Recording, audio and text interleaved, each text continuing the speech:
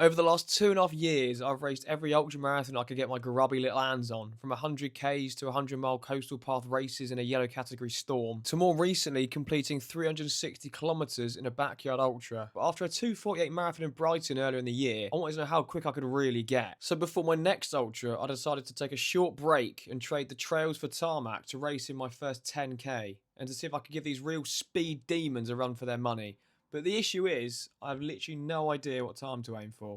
Well, that's what we need to find out today. I'm walking down to the flattest part in Bristol I know. I've got my carbons on that I've never used before. This will be funny. I've got 3x3K, so we're gonna try and find out what the goal 10K pace is. Hopefully it's like 3:20-ish. That's what we're gonna do today. Set off, hope I don't die a death. We'll find out.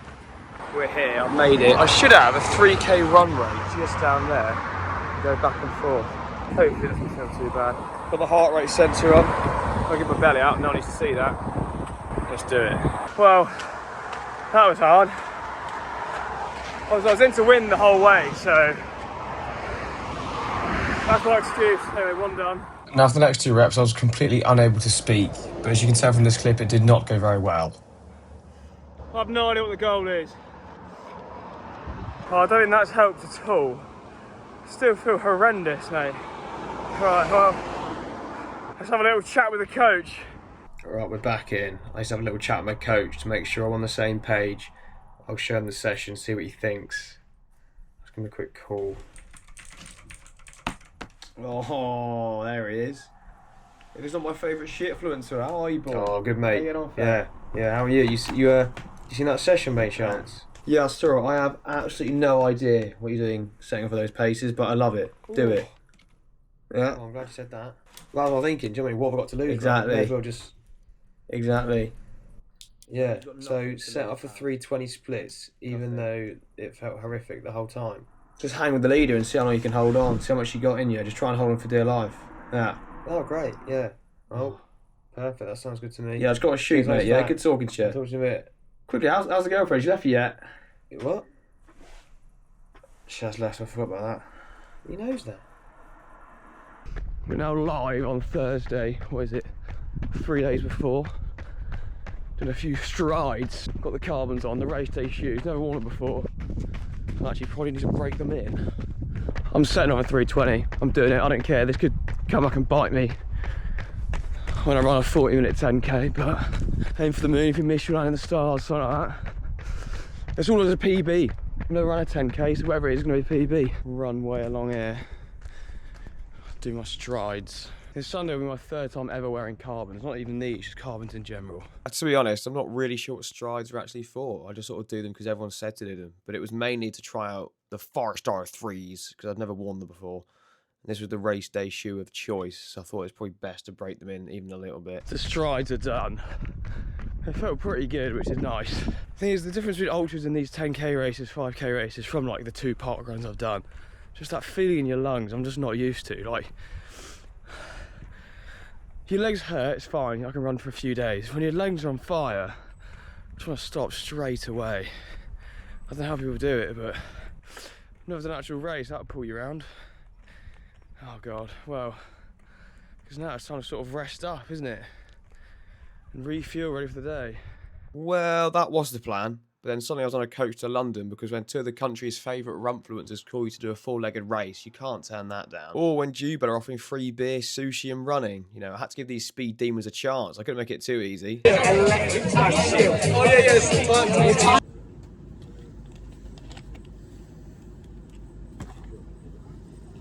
Oh, we're finally back in Christchurch.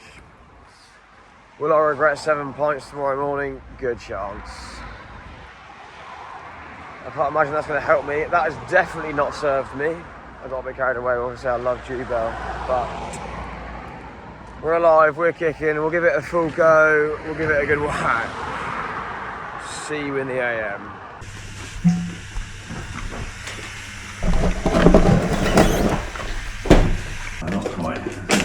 Paul. Game day. Strava's got me at 35.55. We'll see about that. Anything below 35 I'm happy with. The prep's been less than ideal, but oh God. Oh, that's boiling. Come on then. We're in the village. Ready to rock and roll. Got a hat cam ready. How are you doing, George? Why is it upside down? How are you feeling? The energy's high. If you can't tell, I'm a big fan of Runs to Japan, hence this face cam thing situation. I also don't know how it was to commentate over a little race. This is when I was walking to the start line, walking towards my death. That's what it felt like a gladiator coming out of the Colosseum. Didn't know what to expect. I was just chatting away, some nervous chatter in the background you can hear. But the goal was clear, 3:20s, and I'm sure we're going to go off way too hot, but we'll see. We are off. I don't know what it is about these races, but compared to an ultra, I get so nervous on the start line, like a 5 or a 10. Even park run, it literally means nothing. I get so nervous. And straight away, went straight into a massive hill. I say massive, it wasn't ridiculous, but when you start your race, you want to settle in. You don't start battling up a hill. And we were pretty level at this point from the start. The plan was 3:20s, no quicker than, 3:30s, no slower than. So if the leader was going quicker than 3:20, I'd leave him, which I ended up doing later on. I just had to let him go. I wasn't going to hold on to that. But if the second quickest person was going slower than 3:30, I'd go at 3:30, you know what I mean? So lock in the sub 35, if that makes sense. I had quite a few shouts, come on George on the way, go on George. And the only reply I had was, come on. It's interesting, isn't it? Read a fucking book in a while once, George. That's all I could muster at the time. And I settled in pretty well. It felt pretty comfy. Hit around like 3:20-ish pace the whole time. Apart from the hills, I slowed down. There's a few mega hills later on. Shout out this bloke here. Unbelievable fella. Just started shouting my name. Was well up for it. Spurred me right on that. I did hear someone shout, but I couldn't really reply. I didn't know what they said, so I spam round and gave a little thumbs up. You can see. Yeah, there was also a 5K and a half marathon going at the same time. So the 5K is the people on the right, and we split off in a moment. It's quite nice having them as a bit of support. Because after then we're just completely on our own. I got a nice little break down this hill and I started talking to myself again. Come on. Again, saying just come on. I've got nothing else to say. Yeah, the gap was increasing quite rapidly at this point. I couldn't. There was nothing I could really do. It was going so quick. It was going. It must have been like below 3:10, and I just wasn't going to hold on to that. I mean, 3:20 was punchy enough for me, so I thought, let's settle down. Although looking at the pace, I kept dipping below it anyway. There's quite a few nasty little climbs as well that came on later. I knew it was pretty rolling, but there was one pretty big one between 6 and 7K, which I'll show. It wasn't nice, and the guy, I almost caught the guy on the climb, but he dropped the hammer a bit and just kept going. But I get the camera right here in a moment and just start vlogging away mid-race. Who do I think I am? Get your head down, George. Keep running. Let's see what he's got to say to himself. So we're 3K in. Just over. Feel alright. Moving. Because I'm so new to these types of races, like 5, 10, even marathon really, I don't know how I should be feeling at all throughout the races. So I don't know if you should be able to talk at 3K in. Just before halfway, there was a delightful little hill to tackle, which really took it out of me, and I thought I just needed to push to the top, and the guy was nowhere near. I'm not a massive fan of hills. I've never done much hill training, so this was not fun. So it was nice flat afterwards, so you can sort of get your breath back, slightly downhill. I mean, my heart rate's going absolutely crazy as well. I think you can trust this. My watch is on pretty tight. Usually it's way off. I mean, it felt like 180 heart rate.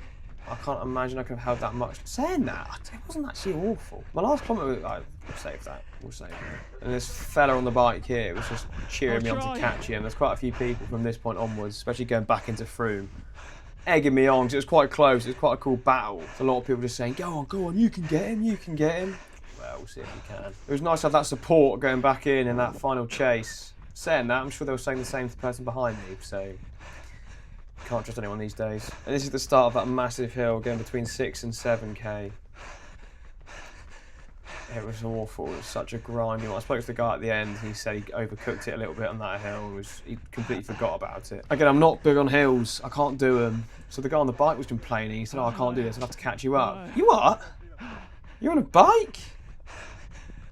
I've only got my 2 legs here. As I said, I don't know much about pacing for these sort of events, but I spoke to my mate Claude, and they gave me some good advice. Well, I say good advice. They said between 6 and 7K, everything's going to hurt, but you just need to hold on. So I thought no matter what happens, I'll just have to hold on to pace, and if it hurts, it's meant to hurt. So no matter how much it hurts, hold on I shall. Hat cam had an absolute nightmare throughout the race. I didn't really put it on right. I should have gone one more down. But I think on this hill, I was just sort of leaning back and just trying to jog down, trying to get my breath back. Hence why you can just stare at the skies or the trees or whatever you want to look at. This is real fighting talk now. This is this. He's getting fired up. That was nice.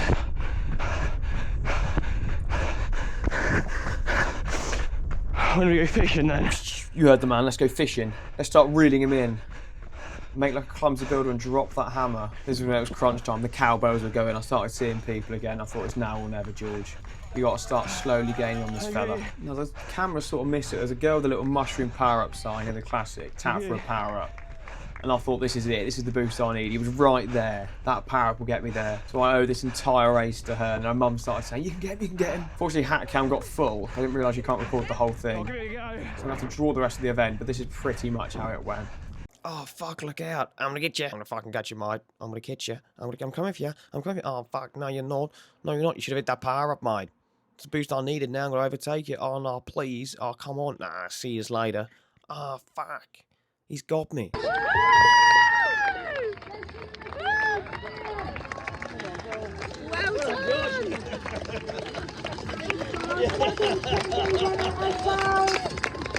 George, go on.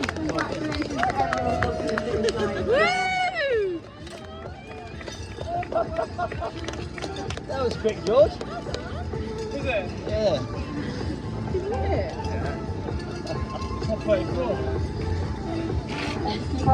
Get your medal. Just now getting some easy miles on Monday morning. Another dust has settled. I genuinely have no idea how I managed to do that. I didn't think I had it in me, really. I thought maybe 320s could work, but I didn't really believe it. I just thought I've got nothing to lose, really. I may as well set off and see what happens. But there you go. High volume training. It's the truth. But the next big ultra's in 5 weeks, and I've got a few more planned later for the year, so it's time to lock back in. I don't take much seriously in my life, but backyard ultras and these sort of ultras are the things I like to fully focus on. Dial in. No more drinking, probably, maybe like one day. Nutrition back on it, some of these longer runs back on it, 100k training runs back on it. The stuff I love to do. That's the next one. A similar flavour to backyard ultra. Have a guess what you think it can be, but if I get what I want to get, it will be the hottest thing I've ever done, I think. It will finally topple the Endure 2400 miler. This is hell. But I'll see you hopefully next week if I stay consistent. You never know. Ciao.